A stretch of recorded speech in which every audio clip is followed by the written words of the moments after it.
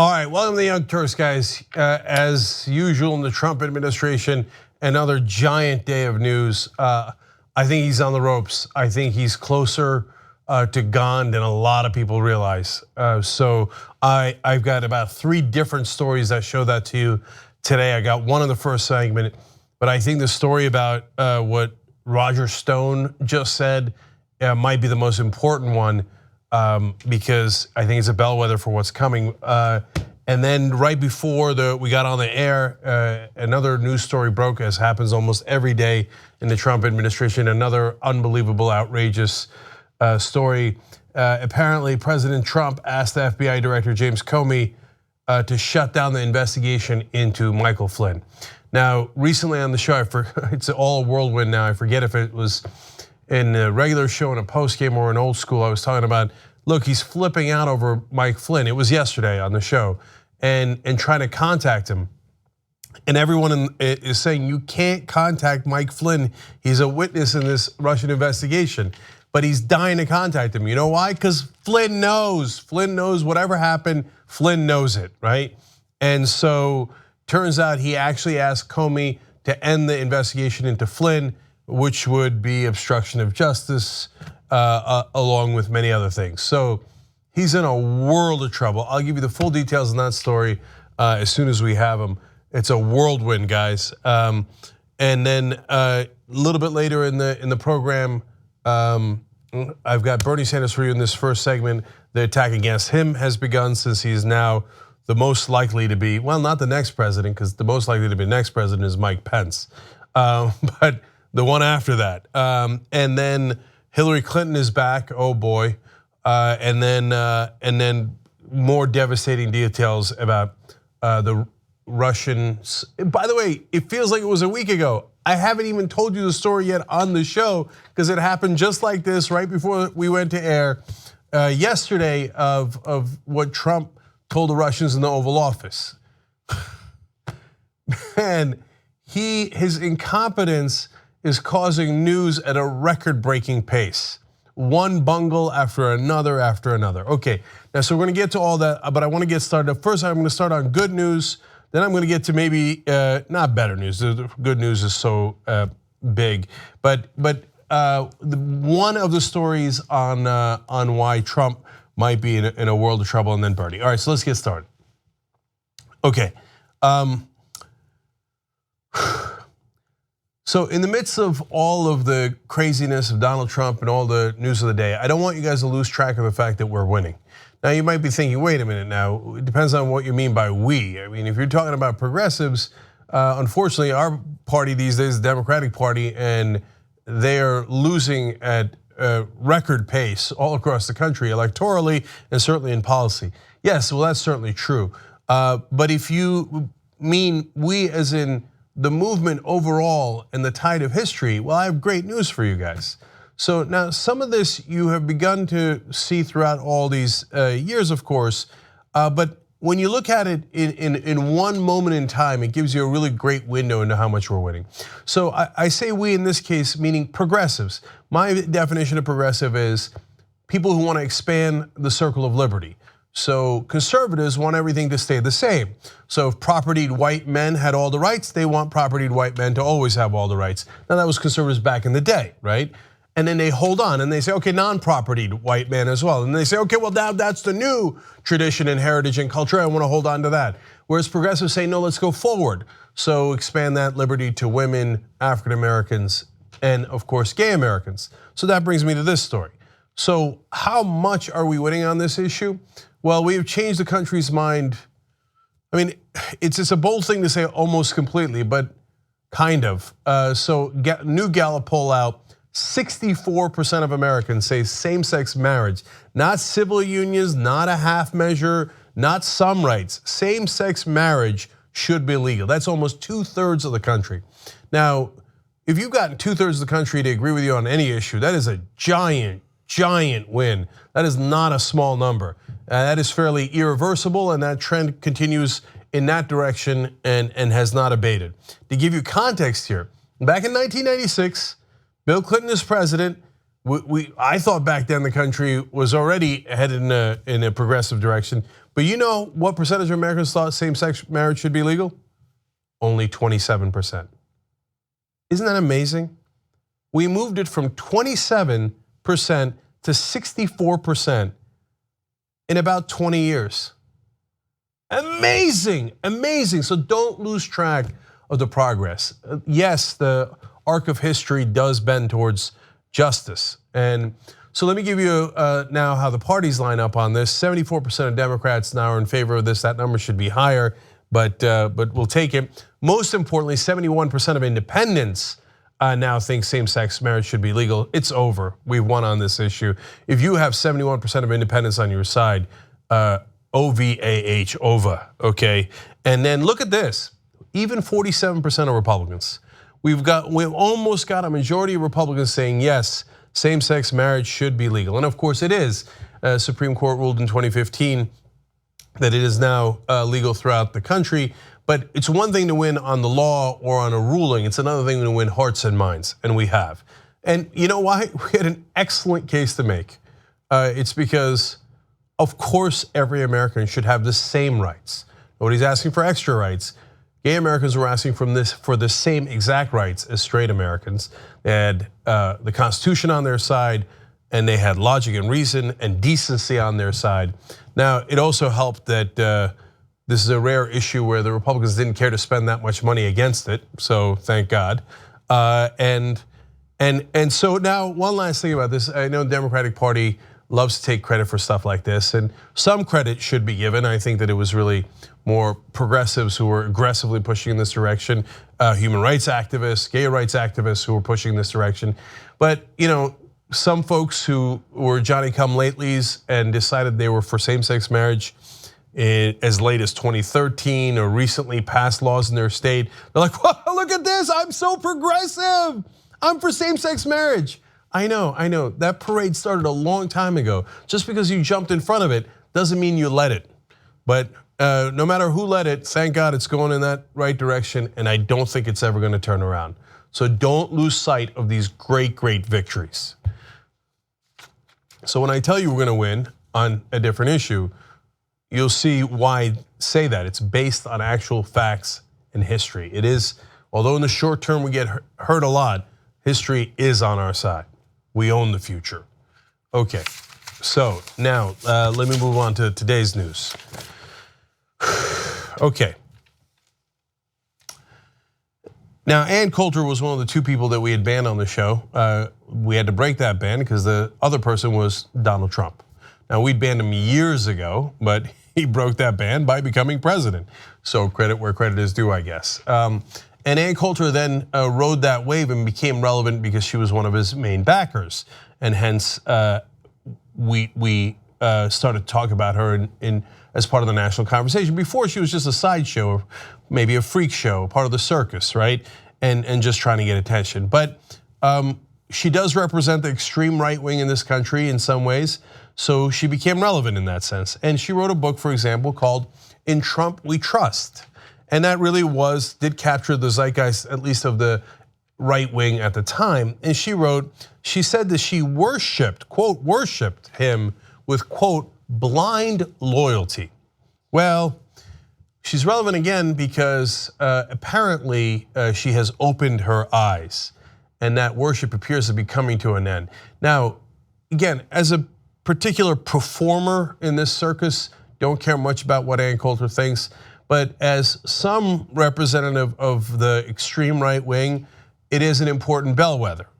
So now it looks like his own forces are beginning to withdraw from the battlefield. So let me give you Ann Coulter's latest quotes.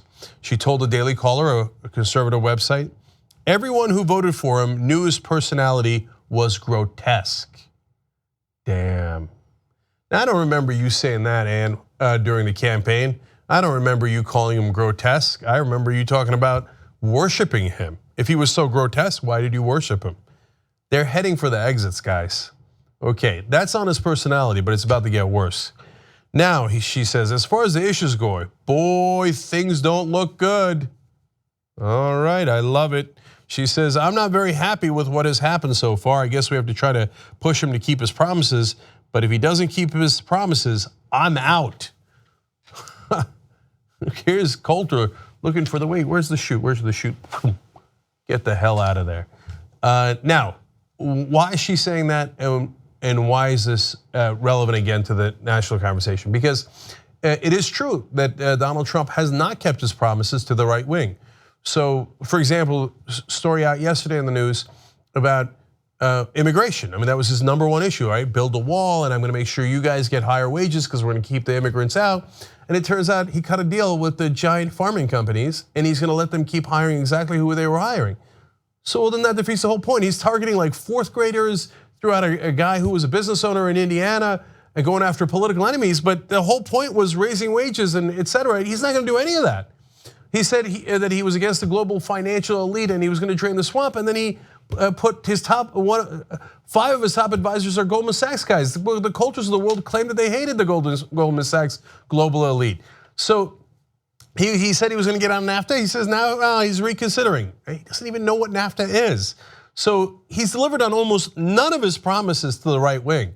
So some of you might be happy about that. You know, he hasn't come anywhere near building the wall. Ann Coulter's upset that there's no progress being made. She's asking for people to send bricks into Congress to help build the wall. But I mean, that's the least of the issues. The real issues are the populist things that he promised, including, by the way, getting tough on China. Now he says he didn't know how complicated it was. It turns out you can't get tough on China. Well, if you're a right winger, you got to be pretty pissed. So far, he's given you almost nothing. He tried that travel ban, and that didn't even work because he bungled it. So like you love the Muslim ban, travel ban, whichever one you want to call it. I know for PR purposes you're calling it the travel ban, but the reason you loved it was because it was the Muslim ban. But he couldn't put it into effect because he's a moron. So at the end of the day, what do you have? Like the rest of the country, you got nothing. That's why they're looking to get out now. So she says to this point, where's the great negotiation? That budget the Republicans pushed through was like a practical joke. Did we win anything? Now you might not agree with her. You might have thought it was draconian and et cetera. But for the extreme right wing, they're like, that was not nearly draconian enough. You got us nothing. It's partly because he doesn't know what the hell he's doing, and the establishment Republicans have taken over, and they're doing exactly what they want to do. Hey, don't rock the boat. Keep the establishment in charge. And just give the rich and the donors some tax breaks. And that's really what we're doing here. And that's all. You're not going to get any of your populist agenda through, okay? She said, Americans don't like that. I don't like that. That's talking about hiring his kids. And listen to what she says there. That's the one fascist thing he's done, hiring his kids. Wow. Now, I know that they're more moderate. In the scope of this administration, there are no moderates there. But among the insanely right wing and all the establishment characters, et cetera, Jared Kushner, Ivanka Trump are in the non-extreme right wing, I guess. So Ann Coulter doesn't like that. But to call him fascist, I mean, Donald Trump, those are the two people he trusts most, Ivanka Trump and Jared Kushner. So if you do that, you're basically going to war with Donald Trump. They're getting the hell out of there, man. This ship is on fire and the rats are looking for the exits. So last one, she says, I'll say we had no choice, but the Trump haters were right. It's a nightmare. I can't even contemplate that. Right now, I'm still rooting for him to turn around. Damn. Na na na na na na na na na. When your base leaves you, you ain't got nothing left. So I've been telling you from day one that he's going to head down to 25%. Right now, he's still holding it around 39%. 39% for a new president is horrible. 25% means you're on your way out. Now, the only way he gets down to 25% is not if you convince Democrats to hate him even more. That doesn't help you in the numbers. It's if his base goes, the guy was full of crap. Turns out he's not going to do any of the things he promised. It turns out he's just going to do what Rice Priebus, Paul Ryan, and the establishment wanted all along. Yeah, you're damn right that's what he's going to do. He's going to do what the big donors tell him to do. Just a normal, slimy politician. And now even the right wing has begun to wake up to that. I'll see you at 25%. Okay, now let's turn to the Democrats and their problems. Okay.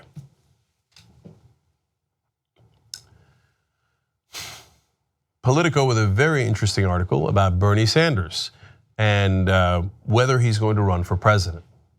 All right, so the drama has begun already, and there is two different lines of attack here. I am amused by one and angered by the other. So let's give you some of the quotes from this piece written by Edward Isaac Dover and Gabrielle Debenedetti. Sorry for how I pronounce your names. You can return the favor with trying to pronounce Cenk Uygur. Okay. They explain, many top Democrats are furious that Bernie Sanders appears to be running for president again, or at least planning to drag out his decision long enough to freeze the race around him. Okay, now there's, again, two different sides to how I view the article as well. So one is, what is the agenda of the people writing the article?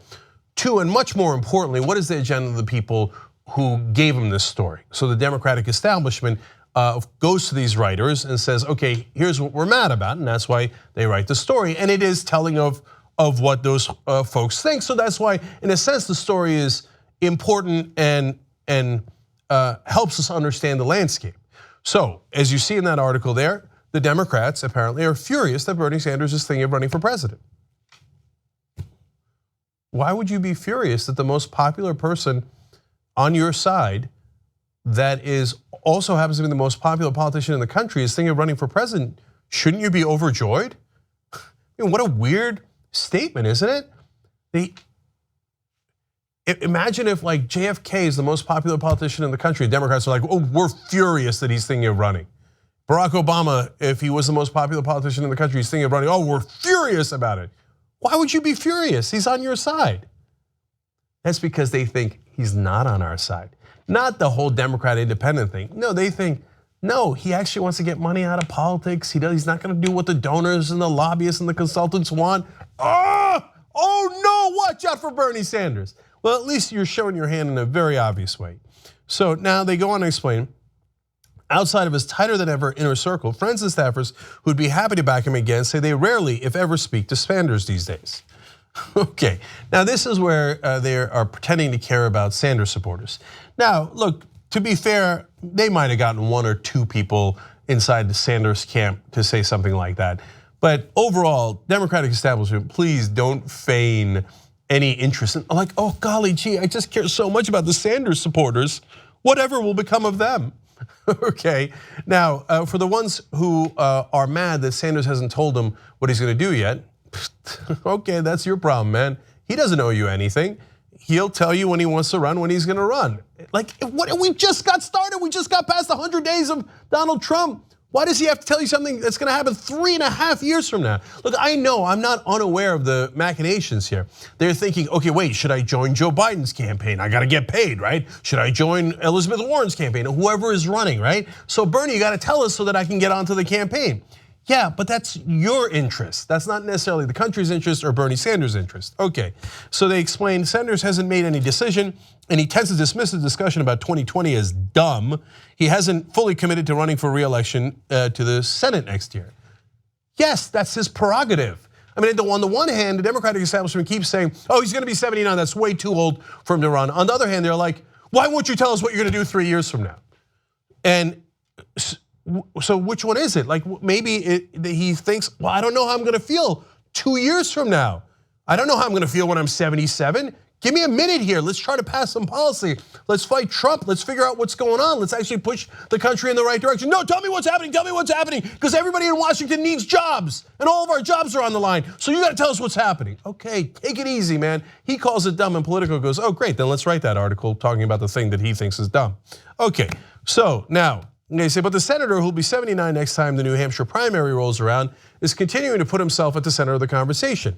He's introduced a Medicare for All bill this week that he hopes will force others to sign on.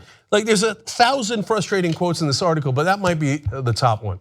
What do you want him to do? He cares about the issues. They find it in Washington, they find it so bizarre that you would actually care about this shit. Why don't you care about electoral politics and who's gonna win and who's gonna have power and who's gonna have money? Why do you care about Medicare for All? Now you're putting yourself in the middle of it. He's putting himself in the middle of it because no one else has co-sponsored it. Because he's the only one fighting for Medicare for All in the Senate right now.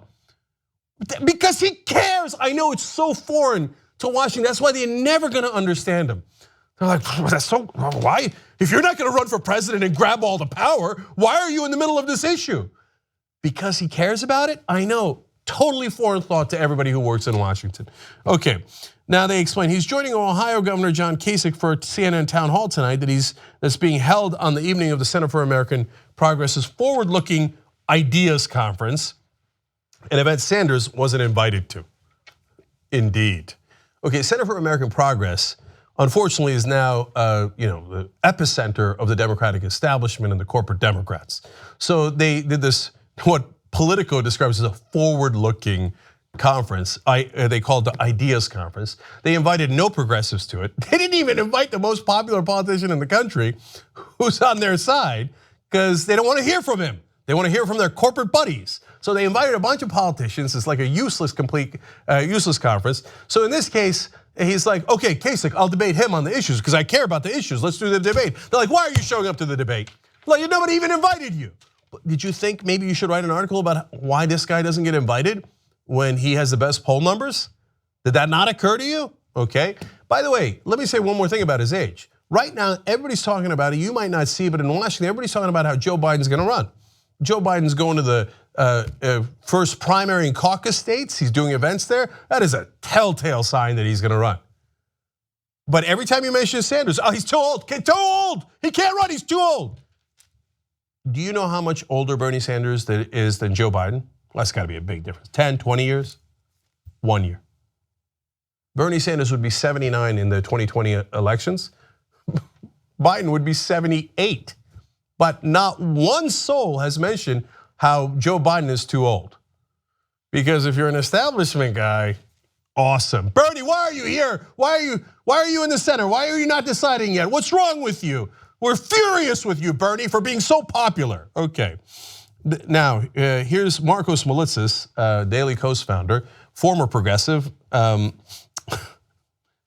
sure he'll be mad at that. But Marcos, what are you doing, man? I know there's not a Democrat party official that you haven't fallen in love with. Okay, go ahead, tell us. He says the fact that Tom Perez has given Sanders a platform without Sanders genuinely agreeing to work towards unity has made a mockery of the whole process and literally divided the party more than it was before the tour began. It's been a disaster. Wait. Why does Bernie Sanders have to promise unity to Tom, who the hell are you, Perez? Tom Perez barely squeaked in to be the head of the DNC. The head of the DNC, you guys told me was not that relevant. When Debbie Wasserman Schultz was the head of the DNC, you were like, oh, it's not a big deal. What are you guys getting all upset over, right? Now, Tom Perez, who nobody had heard of before outside of Washington, who was sent in by Obama to make sure that Keith Ellison lost, and the corporate Democrats are thrilled with, but has no support in the country. Nobody knows about him. What's his poll numbers? When they went to do the Unity tour, he would get booed and Bernie Sanders would get wild applause. But you think the most popular politician in the country should bow his head to Tom frickin' Perez? Why don't you frame the question, Marcos, the other way around? What the hell is Tom Perez doing on a Unity tour if he can't even unite behind, how many times do I have to say it before it gets through your thick, thick skull? The most popular politician in the country. He's on your side. It's a gift. What are you doing? No, I'm furious with him. Why won't he bend his head to the establishment Democrats? Because he's right and they're wrong. Last time the establishment Democrats had a brilliant idea, it was Bernie Sanders should bow his head to Hillary Clinton because she's got this thing figured out. Hey, Marcos, hey, Politico, hey, all the Democrats in Washington, how did that turn out? We were right, you were wrong. Hillary Clinton was an absolute disaster. We're not gonna make that mistake again. We're not gonna lose to Trump again. We're not gonna lose to the Republicans again. You want to torpedo a guy who the country loves? So what? So you can get paid? Our answer is hell no, and I'm being polite. Molitzis continues, yes, Perez and company are clearly afraid of Sanders and his followers, but letting Sanders make a mockery of the party doesn't exactly help it build in the long haul. You're making a mockery of the party. So here's a guy who's been gifted to you that has nearly now the doubling the poll numbers of Hillary Clinton and Donald Trump, and you go, you actually want to fight for policy and the things we pretended to care about all this time, and you're incredibly popular. You're making a mockery of us. Well, he is making a mockery of you, that's true. Now, By the way, Bernie's overall popularity, let me give you two recent polls. 57% Harvard-Harris study, that was the highest number that any politician in the country got. And then Fox News, they certainly don't like that independent Bernie Sanders, call him a socialist all the time. What do you get? Fox News poll got a 61% approval rating there. Highest in both polls. #1 in the country, and they keep spitting in his face. Okay, now here's more from Politico. He's a constant reminder. He allows the healing that needs to take place to not take place, said one longtime senior party official, who like others remains too worried about appearing to oppose Sanders to speak on the record. Now, if you had the Democratic voters on your side, forget the Republican voters and the independents for a second. You keep telling me, oh, he's not even in the Democratic Party. He's an independent. He's actual progressive. Well, he's not even part of the corporate Democrats, right? So, okay, well, then I presume that you have the Democratic voters on your side, right?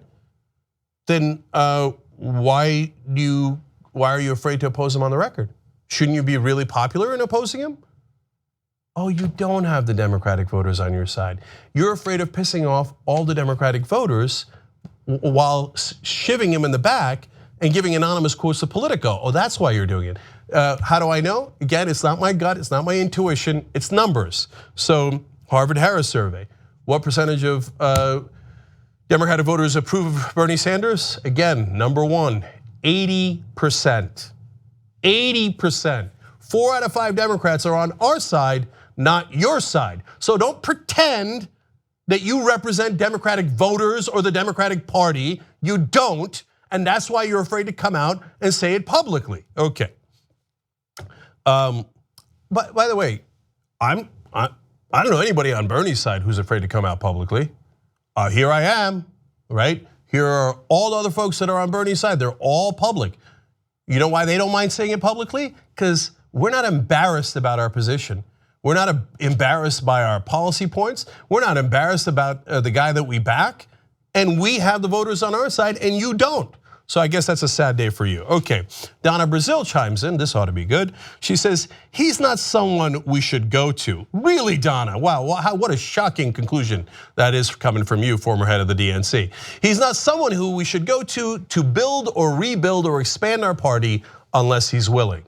What do you mean, unless he's willing? So here he goes on the unity tour and he actually pushes for progressive positions that you guys have been pretending that you would like to do decades later, but you believe in the tranquilizing drug of gradualism. So it sounds like you're not willing. He's saying, let's go forward, let's do Medicare for all. Are you guys willing? I'm the most popular politician in the country. I have all the progressives on my side. Medicare for all, nobody shows up. It's not that he's not willing, you're not willing. So he's not someone we should go to. If Hillary Clinton was polling at 80% among Democrats and 61% among the entire country and she was the most popular politician there was, you think they'd say, oh, she's not someone we should go to? Like if that happened in the last election. Oh, no, she should step down. She's leading right now, so she should get out of the race. No, they would say the exact opposite. They did. Even though she was horribly unpopular, they said, no, it's gotta be her, it's gotta be her. Okay. Gee, I wonder if it isn't about winning elections and it isn't winning about policy, it's about maintaining their power for all these people. Why don't you just make it more obvious while you're at it? Okay, now here's more from the article.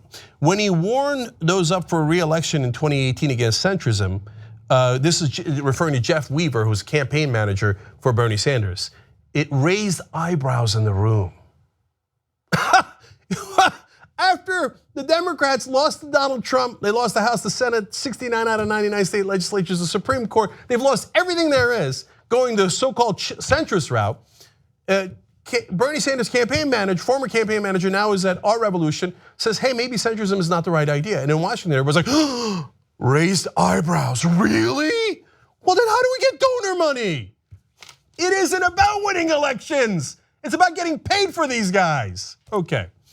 Touring the country with Perez, Sanders sought to stamp his economic populism on the head of the DNC, but the people familiar with the arrangement said he also spent much of the time traveling with the party chair on the private Gulfstream jet, getting to learn about Perez's personal history, which he hadn't bothered to read up on earlier. So which finally comes me back to the actual writers of this article. So like I said, part of it is good. Hey, at least we find out where the corporate Democrats stand.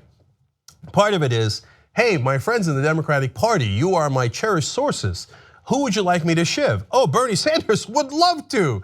I will write that he's going on a Gulfstream jet. Was it his jet? Well, whose jet is it, right?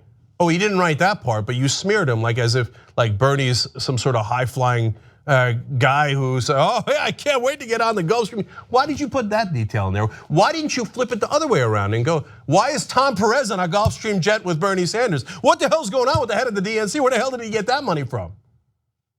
But you didn't write it that way. In fact, the whole premise of the article is, what's wrong with Bernie Sanders? Why won't he either declare and seek power or get the hell out of the race, which is what we would really, really prefer, you can tell from all these quotes. Why didn't you write it in reverse? Why didn't you write the article saying Bernie Sanders is the most popular politician in the country? Why won't Democrats back him? What a bizarre, bizarre thing to do if you seek to win elections where you're actively rejecting the guy who the country apparently really, really, really, really likes, unlike any other politician who they mainly dislike. But they didn't even think to write the article that way in Politico. The Politico was like, hatchets, yes, ready. Scalpel, yes. Shiv, ready.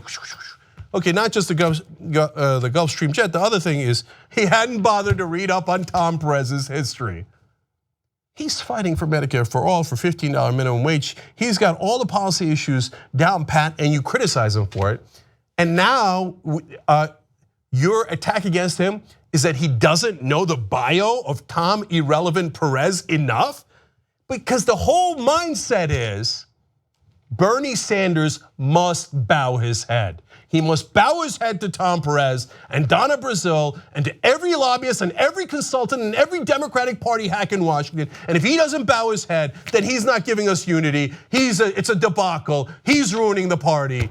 And he doesn't even know the bio, he didn't Wikipedia Tom Perez enough. What an outrage!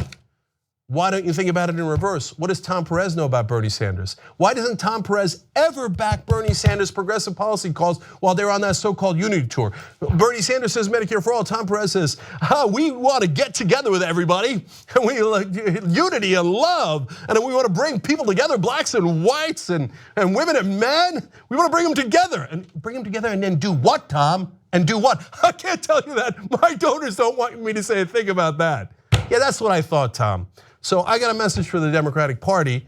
Either you unify with the most rational choice there is, the most popular guy in the country in politics, otherwise admit you're not for unity. You're for your own power.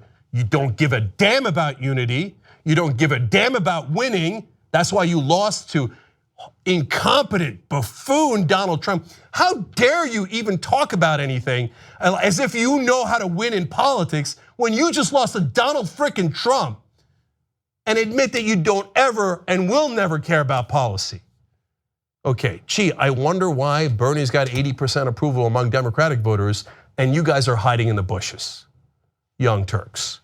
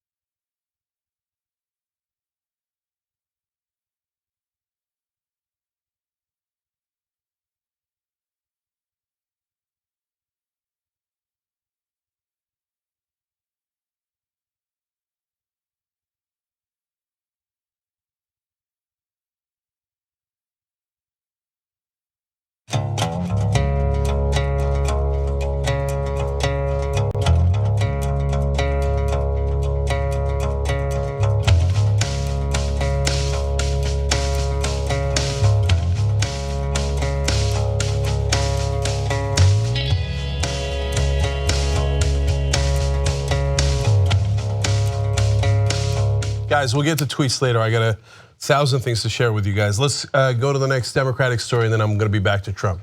Okay, let's go to Hillary Clinton story, guys.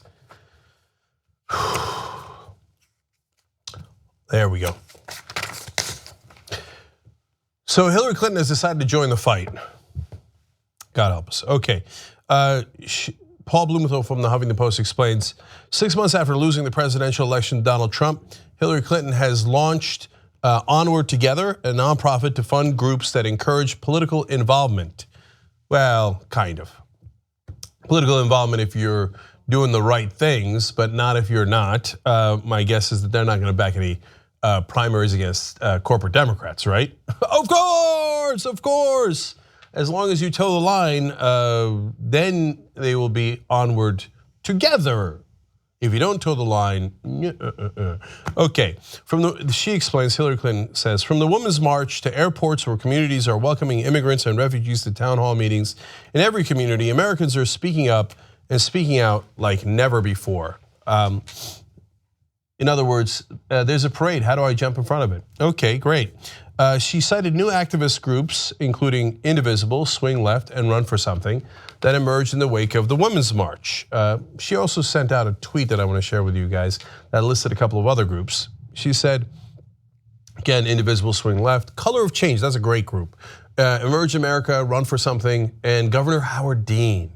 She says, this year hasn't been what I envisioned, but I know what I'm still fighting for, a kinder, big-hearted, inclusive America. Onward! We're going to America, we're going to Seattle, okay. All right, now, I butchered that Howard Dean quote.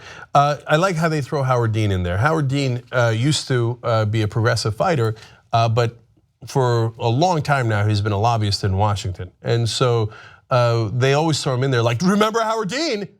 Back when he was a progressive fighter, they're like, Howard Dean is strange. He's really weird, he's an angry guy, there's something wrong with Howard Dean, right? Now that he's been a lobbyist for a long time in Washington, they're like, Howard Dean! Howard Dean's great, he's smart, he's a progressive, he's on our side, Howard Dean! Yeah, okay, I know, you got in your hot tub time machine and now think that you're gonna impress us with the words, the name Howard Dean. Now, look, some of those groups do really good work, some of them do great work, others I don't know well enough. But I'd be surprised if you were gonna get a buck from Hillary Clinton and her buddies if you didn't toe the line exactly as they want you to. Okay, in fact, Hillary Clinton explains, in some cases, we'll provide direct funding to these organizations. Now, they can't really do much else, to be fair to them. They have no popular support. Her support evaporated the minute she lost the election. She's now polling at 35%. That's actually lower than Donald Trump. So she doesn't have any popular support. I mean, is she really, I don't know. I hope to God she's not thinking of running again. I don't think, maybe I'm being naive. I don't think that's what this is about. I think this is about, we're still relevant. Remember everybody, the Clintons still have power. Who knows, I might run for mayor of New York City. Now I've got a PAC, I'm powerful, I'm important. Come on, give me money. Oh, you know what, who knows? Chelsea Clinton might run. You never know. Remember, the Clinton brand is still really, really valuable. Give me your money and then I will direct it to allies who know how to do the right thing, okay? They explain Onward Together has not yet announced whether it will disclose donors or set any other policies limiting donations. Okay, here, I'll break the news for them. They will not have limits on donations. And there are many donors they will not disclose. Okay, so there's your breaking news. Because that's what they always do, that's the same game that they're gonna play. And so, look, I get it. Some people could say, hey, look, people join the fight. What else you want? Great, okay, they fight from that side, we fight from this side. And there's value to that, and maybe that's a fair point.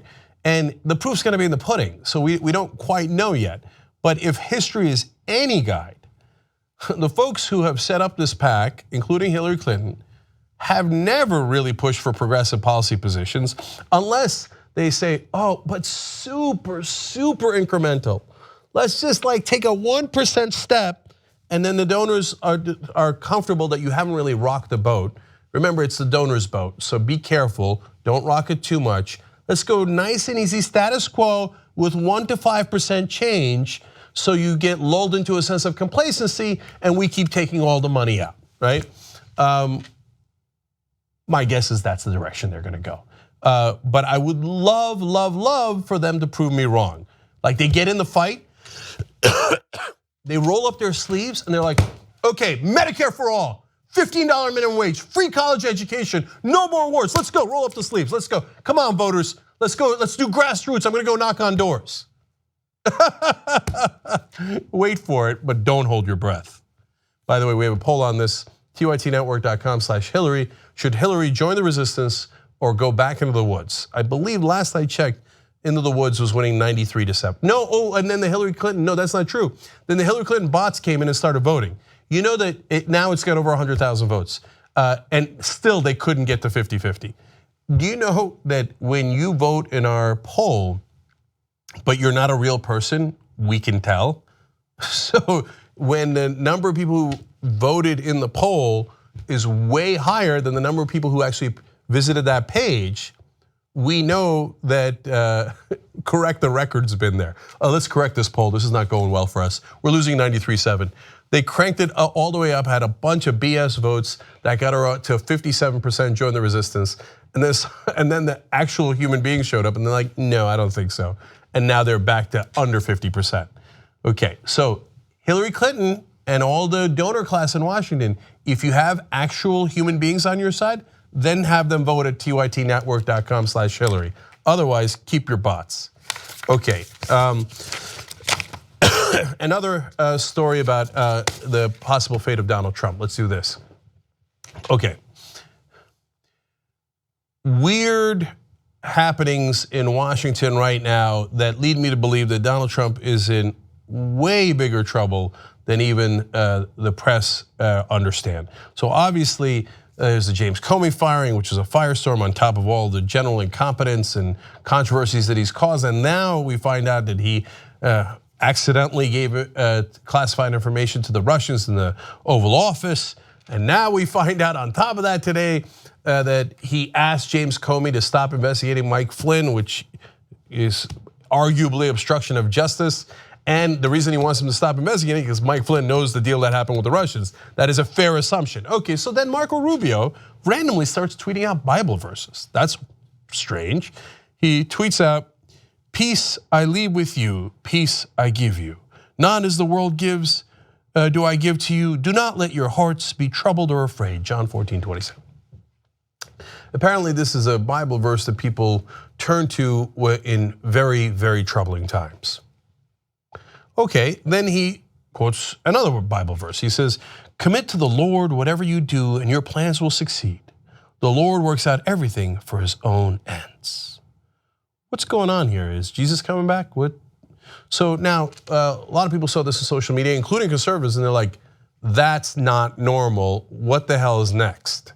Now, of course, other conservatives jump in and go, what? He say, hey, you liberals, you don't understand the Bible. The guy loves the Bible, he's quoting the Bible. How come he never quotes the Bible on other days?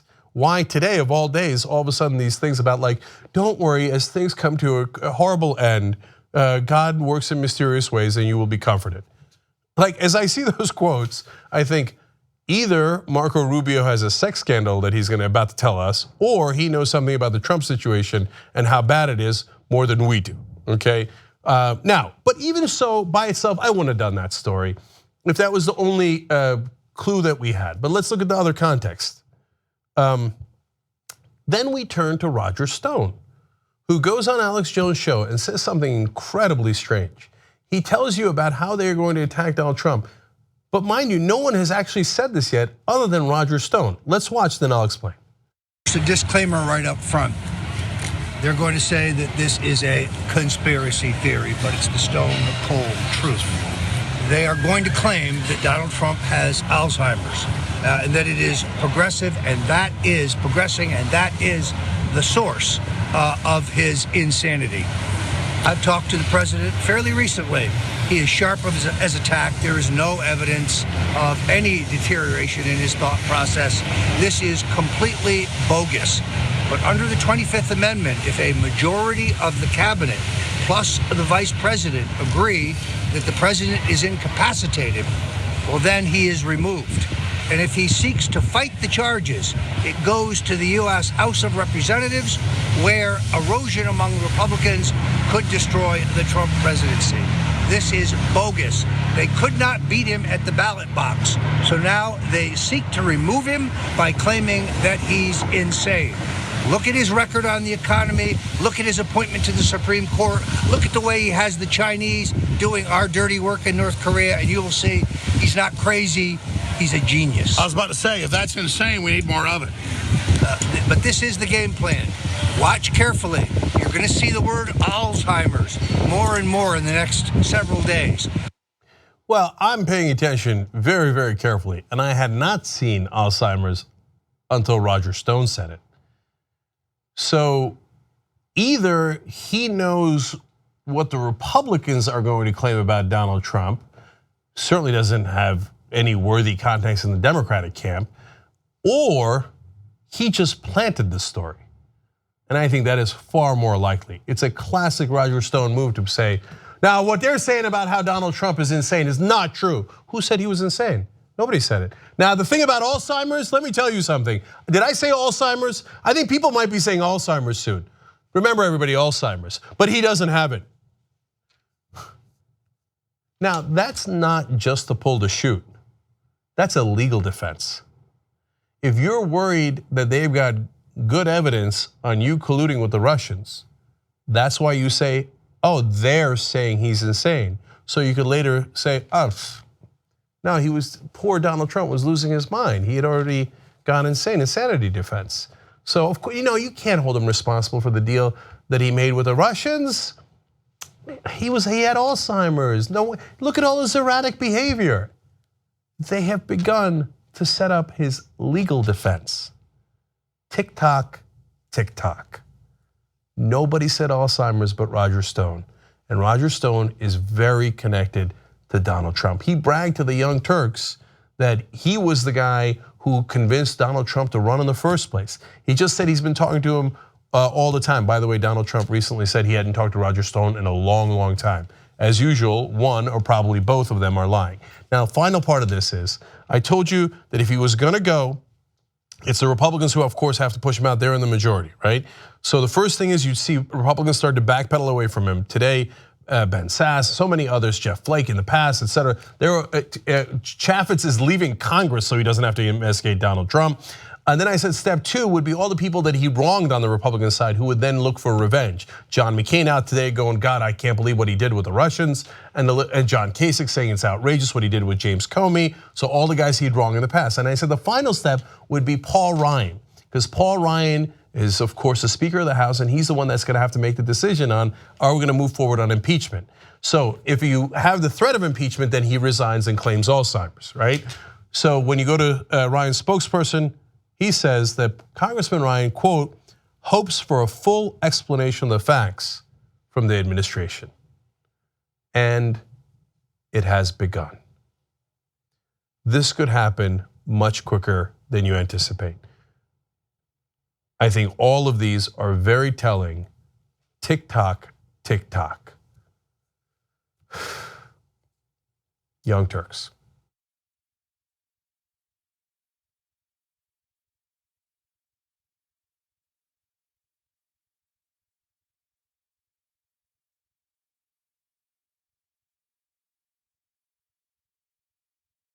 It's the post-game show. Brett Ehrlich and Kim Horcher join me. I think there's an interesting thing to be written or done about the logic of repealing EPA regulations, because that is baby killing.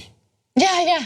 Like, you're a baby killer. Like, everything you're doing is aborting babies. And you can go specifically to like Monsanto and pesticides that end up creating birth defects that abort babies. So in a way, that is an abortion clinic that you're starting by repealing FDA regulations and EPA regulations. That's right. But we know what they really mean when they say that they're pro-life. Right, and that's the thing for me is like, I'm tired of everyone speaking in code and rushing to like confirm their pre-existing biases. I just want them to tell me what they're actually pissed about. Like, it seems like with the things that we were talking about on one show we're like, people are okay with Trump having his own private server. Yeah. It's like, well, you got mad at someone else for that. Her emails. Right, Yeah, her yeah, emails. yeah. But like, so, okay, that's fine. You know you're bullshit, I know you're bullshit. So tell me what you're actually mad about, because it's probably your dad.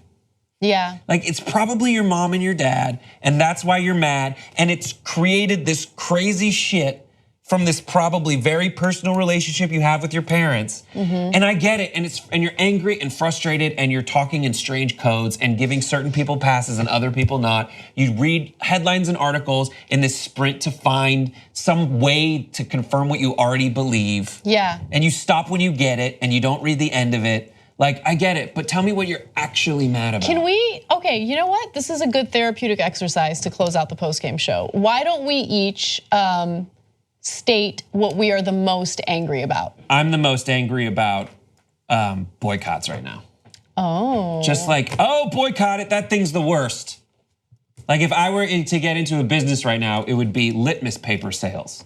Because everyone's like, litmus test on that, fuck you, boycott, delete. Yeah. And it's like, read the history of boycotts, which ones are good and which ones are like, you weren't gonna buy that shit anyway. I am angry about willful ignorance. I am angry about Yes. throwing away data that we have applied intellectual power to for a reason. I am tired of the rejection of intellectualism or deciding that intellectual people are elitist or somehow they think they're better than you. Maybe they are, they know things, and you should try to know things about something. Forcing yourself into the dark is never going to bring us forward. It's never going to end up with a positive result.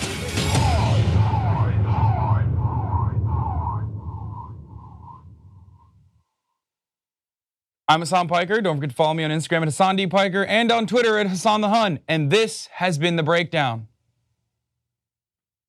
Was that good, guys? Okay. Not enough hashtag use.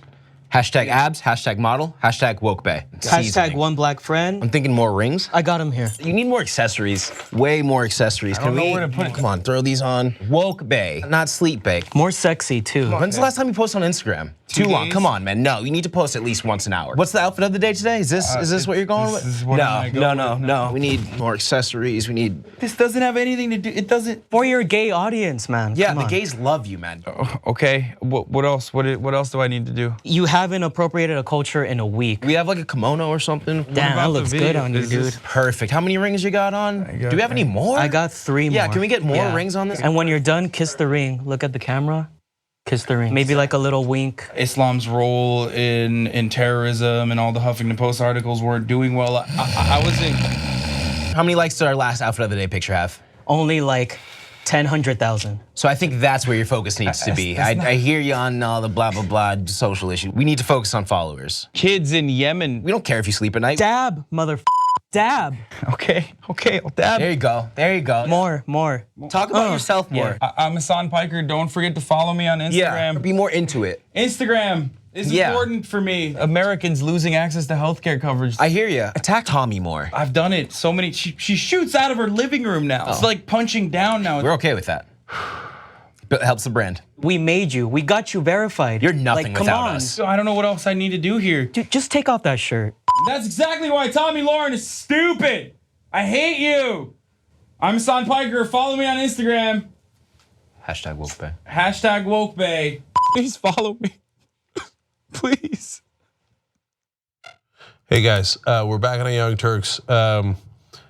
Let's go to some tweets real quick for you guys. An American in Canada writes in, if Donald wants to use Alzheimer's as a legal defense, fine. Let the court appoint the doc to prove it. He'll probably get a doctor's note from that crazy doctor he has. Trust me, Donald Trump is the most insane person. On that I would trust you actually, I've ever dealt with. So Woke Bay writes in, I don't know if that's Huss. TYT is gonna need a 3-hour show to keep up with all these Trump news. Mandy writes in, when you are batshit crazy, so batshit crazy that agriculture runs, you bought the entire farm, dude. And Santos Juante writes in, Hillary's onward progressive pack is just Clinton Foundation by a different name. Exactly right, Santos. So you can talk to us throughout the show at hashtag TYT Live. Okay, now let's go on to what was supposed to be the major story of today, what Trump did in the Oval Office. Okay, So Trump has the Russian ambassador and the foreign minister in, and he's going to talk to Kislyak and Lavrov, and he's apparently going to tell them highly classified information. Oops. You're not supposed to do that. But of course, he's a clown and doesn't know any better. So the Washington Post was the first to break this story. Let's start with them. They explained President Trump revealed highly classified information to Russian foreign minister and ambassador in a White House meeting last week, according to current and former US officials, who said Trump's disclosures jeopardize a critical source of intelligence on the Islamic State. Now, understand why this is so important. First of course, revealing classified information is important. Revealing it to the Russians is even more important. On ISIS, even more important. And especially in Syria, where the Russian interests are not the same as our interests. So they claim that they're fighting ISIS along with us, and they are opposed to ISIS. But on the other hand, they support the Assad government and many other fighters in the area that we do not support. So giving them that information could be terrible. Okay, so they explained further. The information the president relayed had been provided by a US partner through an intelligence sharing arrangement considered so sensitive that details have been withheld from allies and tightly restricted even within the US government, officials said. The problem is they had to share it with the president, and the president's a dunce. So he's the least reliable, least trustworthy guy you could share that information with. We now find out that it is in fact the Israelis who had given us that information. And earlier they were concerned about giving information to Donald Trump because of exactly this type of situation. And remember, the Russians are allied with Iran in Syria, and Iran is in some ways the biggest enemy of Israel. So they're like, oh, you just gave our top secret information to the Russians who could share it with Iran. That's why we were afraid to give you information, because we were worried that the American president is a total and complete idiot. And they were proven right. The partner, they explained, in this case again, later reporting revealed it was Israel, had not given the United States permission to share the material with Russia. An official said Trump's decision to do so endangers cooperation from an ally that has access to the inner workings of the Islamic State. Now, he apparently disclosed their operations in a certain city. Now the Russians know about that, and Israel thinks, well, if I give you information and then you reveal, that information to others, then people could find out who my sources are and who I have inside the Islamic State and what kind of information I'm getting. Disaster. So it's not that Israel isn't great allies with America, but they think if I share it with my ally, he might share it with my enemy. So there goes our information from Israel. Great job. The ally has repeatedly warned American officials that it would cut off access to such sensitive information if it were shared too widely, the former official said. In this case, the fear is that Russia will be able to determine exactly how the information was collected and could disrupt the allies' espionage efforts. Okay, now, how serious was it? They explained, this is code word information, said a US official familiar with the matter, using terminology that refers to one of the highest classification levels used by American spy agencies. Trump revealed more information to the Russian ambassador than we have shared with our own allies. It's so secret, they have code words for it. And they were worried that Hillary Clinton had a private server. By the way, I was worried about that too. But that is not even 1% of what Trump did here. There's no information that anyone actually broke into that server, or the Russians or our enemies or etc., and got any kind of information, let alone the most highly classified information. And Trump, instead of like, hey, did you store it in the right way? Did you follow all the regulations? Just comes out, goes, hey, Russians, you're in the Oval Office. Blah, here's all our code word information, highly classified stuff in the middle about ISIS that Israel gave us. Blah. More from Washington Post. For almost anyone in government, discussing such matters with an adversary would be illegal. As president, Trump has brought authority to declassify government secrets, making it unlikely that his disclosures broke the law. So later he will brag about that and cause himself more trouble because, again, too stupid to understand the ramifications of his actions. I'll get to that in a second. They further explain Russia could identify our sources or techniques, the senior official said. A former intelligence official who handled high-level intelligence on Russia said that given the clues Trump provided, quote, I don't think that it would be that hard for Russian spy services to figure this out. So they already know the city, they already know that it's about laptops and on airplanes, and they know the mission that we think ISIS is gonna launch, but they could furthermore figure out who, it's potentially possible that they could figure out who our sources were or Israel's sources were and then eliminate them. Okay, White House officials defended Trump. The story's false, said Dina Powell, Deputy National Security Advisor for Strategy. The president only discussed the common threats that both countries faced, but officials could not explain why staff members nevertheless felt it necessary to alert the CIA and the NSA. So what happened after the meeting is people in the room are like, oh no, he just told the Russians top secret information. We have to tell the CIA and NSA immediately.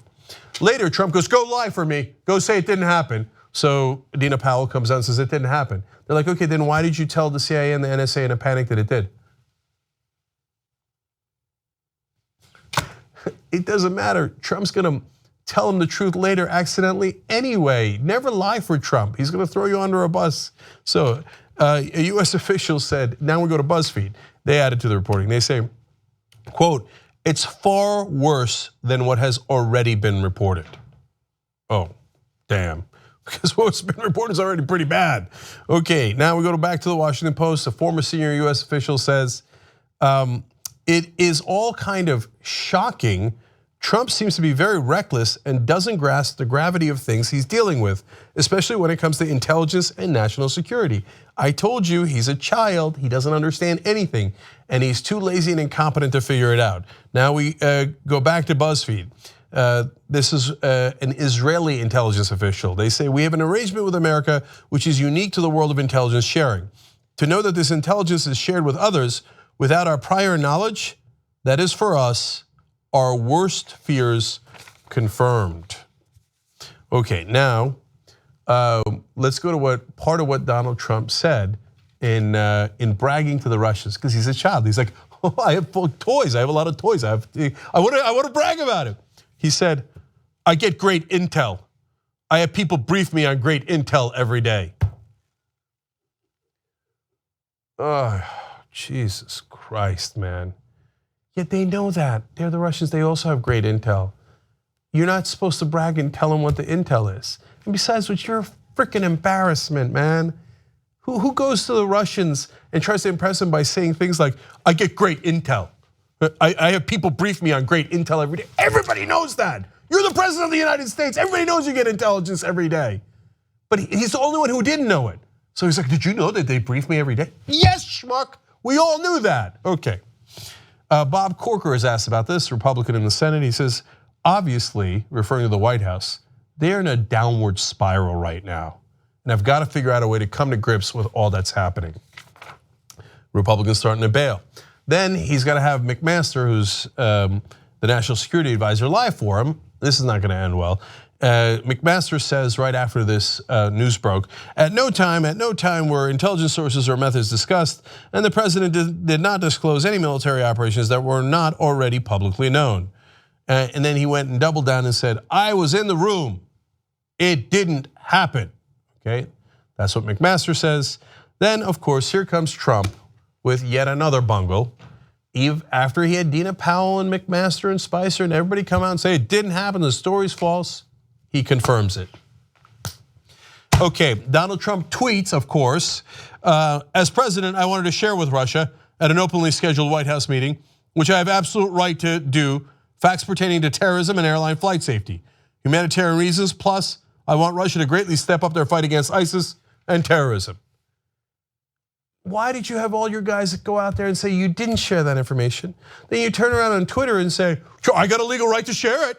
I looked into it, because he just found out. His lawyers came in and said, well, as the president, you could declassify anything you want. You'd probably want to go through a better process than this and maybe check with a couple of people, including our allies, but you could legally do it. So of course somebody told him that. So he goes on Twitter right away. He's like, okay, all right, where is it? Where's my tweeter machine? I shared with the Russians, but I had every right to do it. Well, schmuck, you just threw McMaster under the bus. You just told us he was lying and Dina Powell was lying when they said you didn't share that information. He is historically stupid. Okay, now they got a new excuse they got to come out with today. So here comes Spicer with the new excuse. When you look at that story, it would be impossible for the president to reveal the source of the information because, as General McMaster made very clear as he was leaving this podium, the president wasn't briefed on the information and wasn't aware of the source. So the president wasn't aware of this. This wasn't part of his briefing. So therefore, to suggest that therefore he revealed it is impossible. Now, we all know that he revealed information. What they're saying now is, well, remember, the president is such an idiot, he doesn't read his briefings. And this is true. They used to give 4-page summaries on issues, like, hey, you're gonna talk to the Russians, you're gonna talk to the leader of Australia or Germany. Here's a 4-page briefing on what you should know. He refused to read them. They boiled it down to 1 page and he demanded bullet points and graphs and maps. How do you fit all that on 1 page? Because he doesn't want to read, it bores him because he's a petulant child. So now there are new excuses. Now remember, the president's an idiot and doesn't read his briefings anyway, so he didn't know exactly who gave him that information and how he got it. He had the information and shared it with the Russians, but he didn't know where it came from. Oh, yeah. McMaster has the same excuse, watch.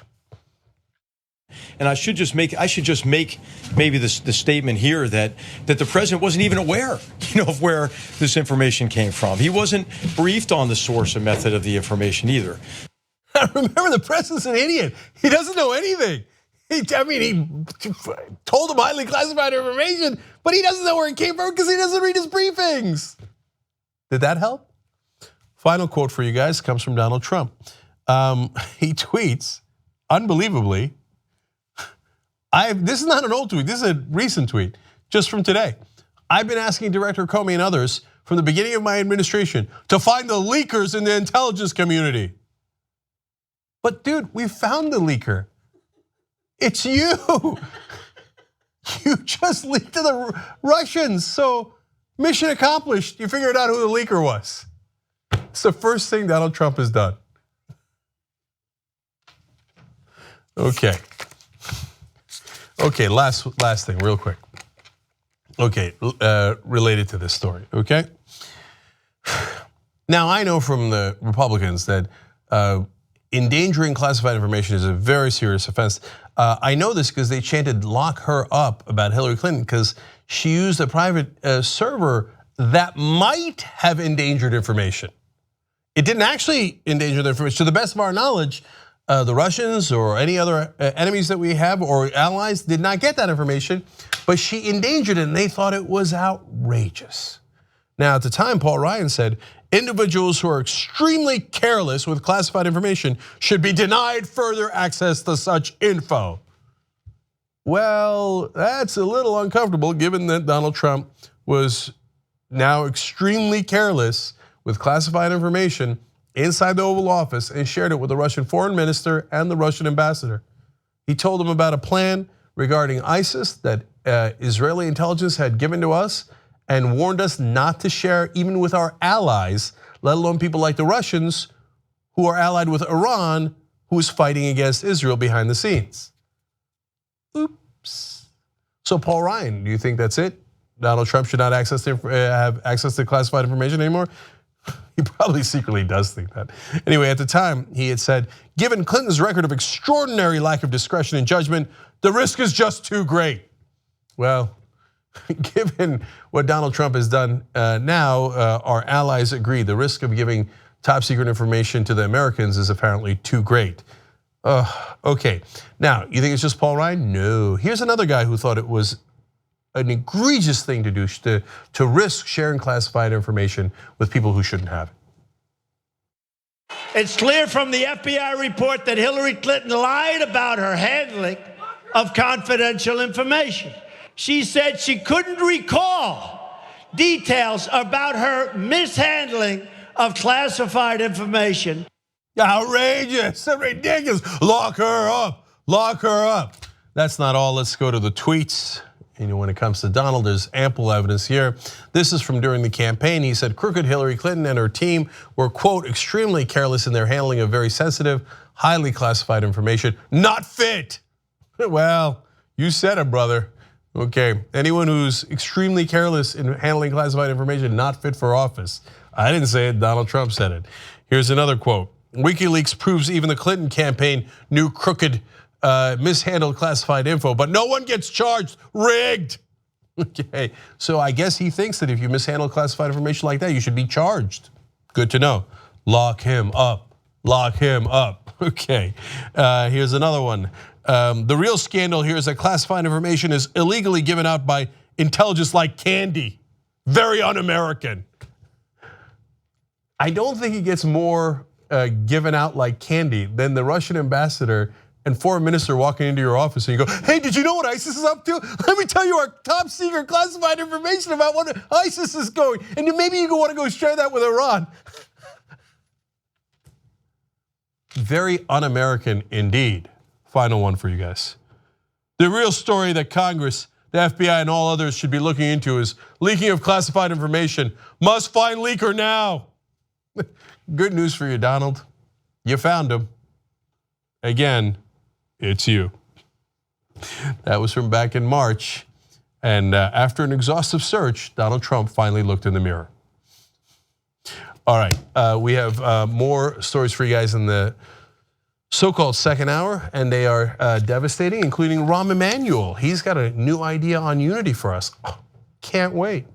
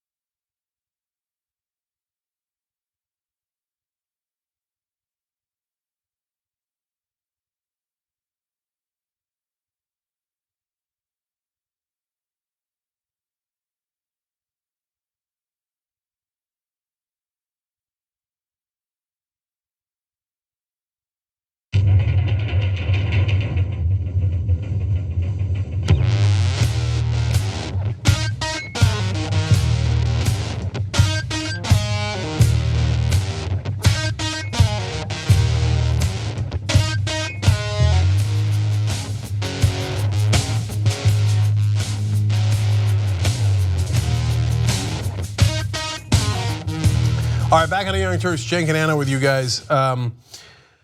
Members of the day are Lynn Johnson and Richard Worthington. If you're a member of the Young Turks, you get the full 2-hour show anytime you want it, ad-free, and you get the post-game show and some of our other shows like Old School and Aggressive Progressives. And today in the post-game, I will show you a bathroom that I was in. All right, okay. Sounds great. It sounds unfortunate, but it is, in my estimation, exactly right. Okay, so you'll see, and it's a little political. Only I could make a bathroom political. Anyway, members, hear that post game and by joining at tyrtnetwork.com/join. Now, let me read you one quick tweet, and then we got 1,000 stories. Davey M says the reason why Melania Trump never moved into the White House is that she knew that idiot she has for a husband wouldn't be there long. Maybe. She's like, why put forth all this effort, move all my stuff? He's gonna be back in a couple months. And as we were talking about in the postgame yesterday, moving's a real pain in the ass. It is, it is. She's like, oh, please, he'll be back here in no time. And apparently so. Okay, all right, what's next then? All right.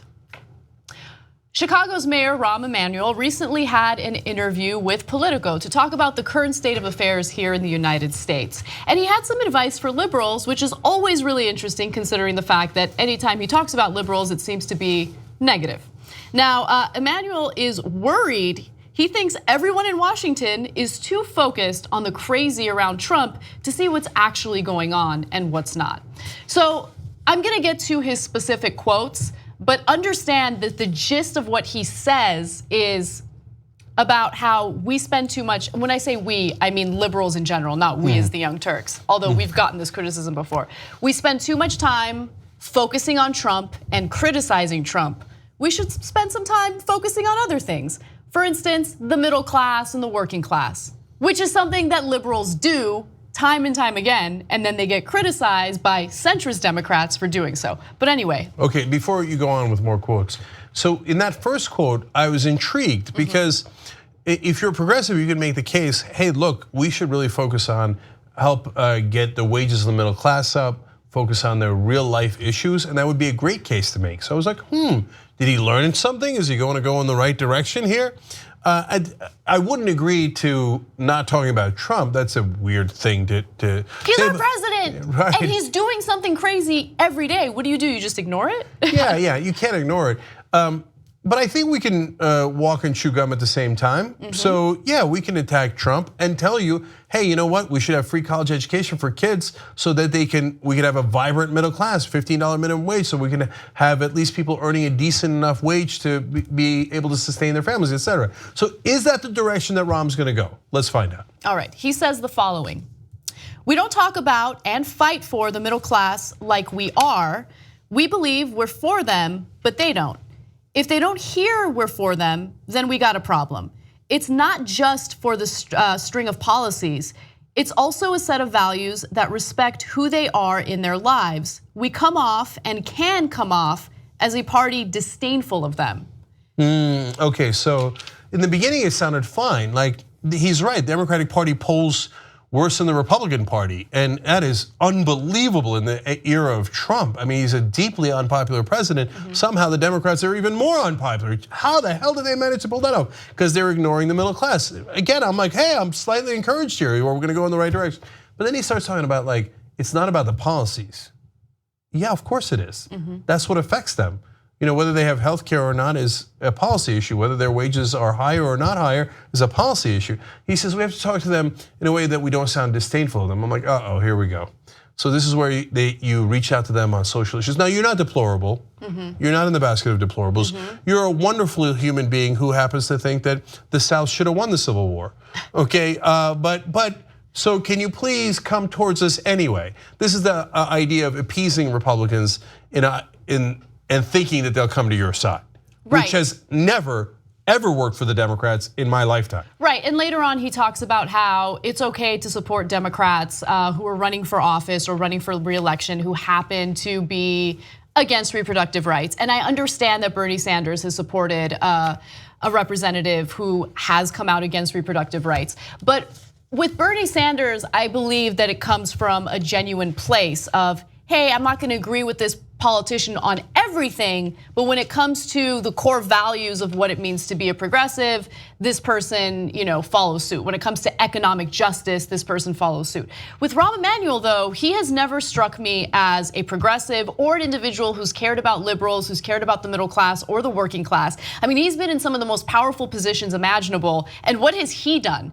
And even in that statement, you're right, Cenk, he talks about, it's not just about the policies. No, it's 100% about the policies. That's why during this last election, so many people were frustrated by the pandering that we experienced from the candidates. Hillary Clinton being one of them, right? The pandering about the hot sauce in her bag. No, we don't care about the hot sauce in your bag. We care about what you're gonna do for the working class and the middle class.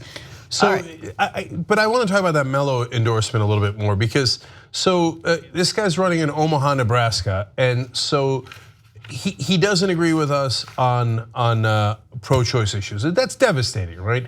But that's why when the press asks me about, for example, the Just Democrats, that's the progressive wing of the Democratic Party, we say out of the 23 things in our platform, only one is non-negotiable.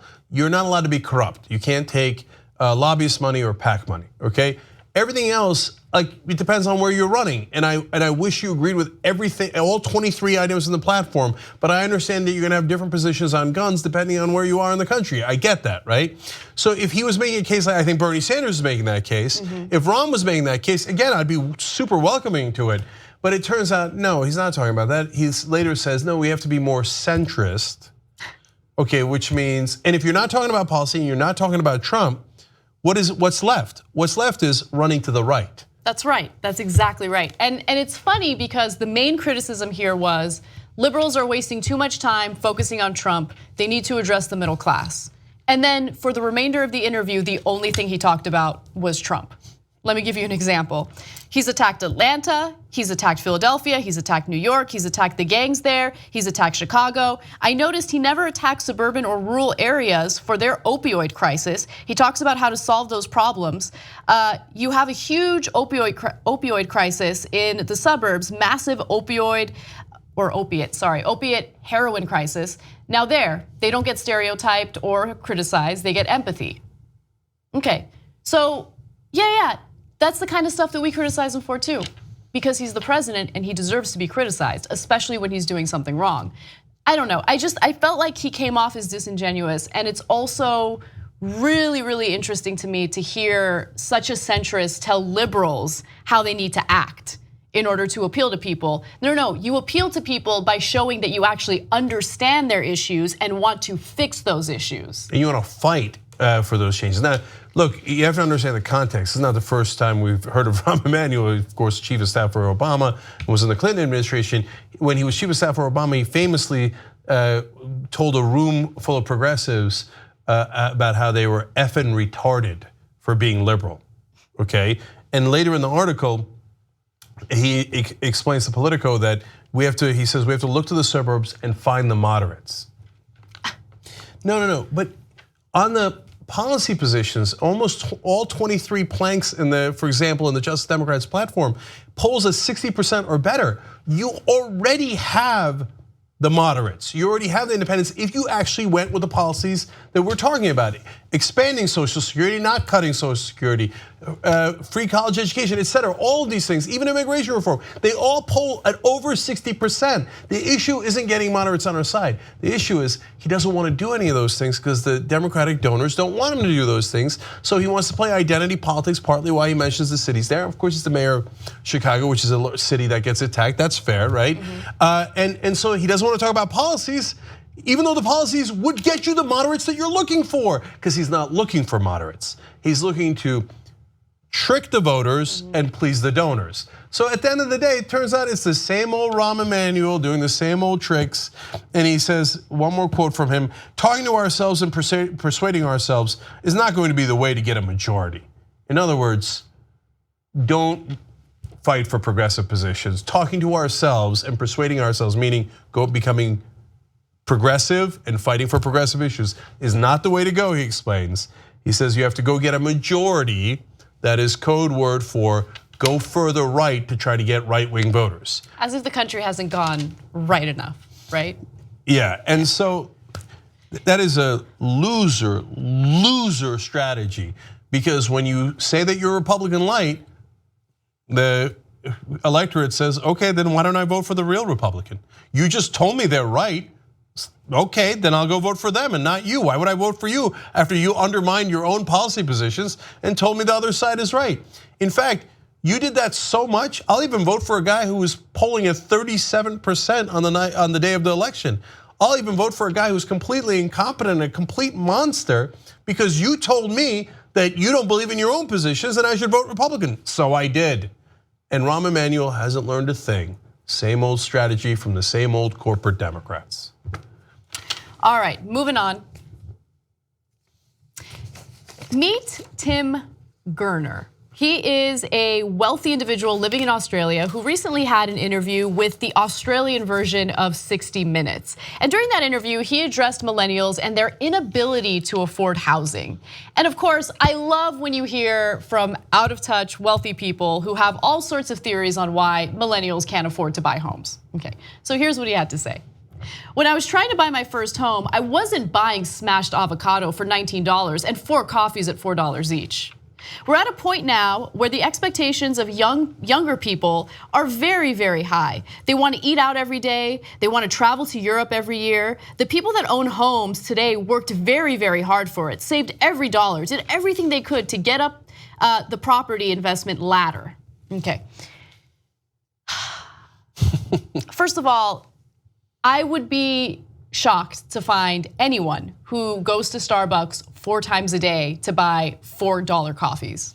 Maybe once a day, maybe twice a day, but 4 times a day, okay, you're exaggerating. Secondly, no one's spending $19 or $22 on avocado toast. That's crazy. Third of all, even so, even if someone does spend that kind of money on that kind of food and then stops, they still wouldn't be able to save enough money to buy a home. How do I know that? Because I just did like the most extensive investigation into several different countries that are having a housing crisis right now. And you cannot compete with foreign investors who come in with all cash offers, don't need to take out a mortgage, don't need to work with escrow, don't need a lender, come in, just make it rain, and they snatch up all the homes, okay? That's what's happening right now. So you wanna talk to me, okay? Someone living in Los Angeles, experiencing this firsthand, that, hey, Anna, if you just stop buying the avocado toast, you'll be able to afford a home. No, not buying it. This just shows how incredibly out of touch these people are. So there's 2 different parts of this. One is, Anna's talking about the big cities, right? No, it's happening in smaller cities throughout the country as well. It's happening in the Southeast, it's happening in the Midwest, it's happening in a lot of cities in the United States. And by the way, this is not just a problem in the US, this is a problem in Australia, in Japan, in Canada. We're seeing it all over the world. Definitely in the UK. London had big time with it. Part of the reason is that folks in other countries like China and Russia and the Gulf, they gotta wash their money, okay? And so the reason they're coming in with cash is because of the laws set up in their own countries about what they can and cannot move through banks. Instead, they move it through cash and they lay down property and then they can't be traced. So it's a way to get their money out of, especially China, but certainly Russia as well and other countries. So now that's part of the phenomenon. It's driving up prices. You're not gonna be able to eat at an economical price enough to be able to afford houses in these cities that are way, way higher than what this guy's talking about. Right. But I actually think that even the bigger issue here is that everybody lives in their own bubble. So for the rich, like Tim Gurner, he actually does know a lot of millennials who eat avocado toast because they're his rich friends' kids. And then he looks at them and goes, oh, they look so entitled. They're not working hard enough. All they do is spending mommy and daddy's money. Well, for some of them, that's totally true. But what you don't see is poor and middle class millennials who don't have mommy and daddy's money to spend, who aren't paying $22 for avocado toast because they don't have the $22, let alone the money to buy a house. How many times has Tim Gurner hung out with a minimum wage worker. How many times has he hung out with guys who are working at McDonald's or Waffle House in the middle of the US or in Australia and thought, oh my, if he met those guys, he would be shocked. Yeah. He'd be like, wait, what? Like if he went and he just watched the videos on TYT Politics, when Jordan interviewed those guys who were working at a burger chain and they said, he asked them what their dream is, they hadn't bothered to dream about a better future because all they knew was minimum wage.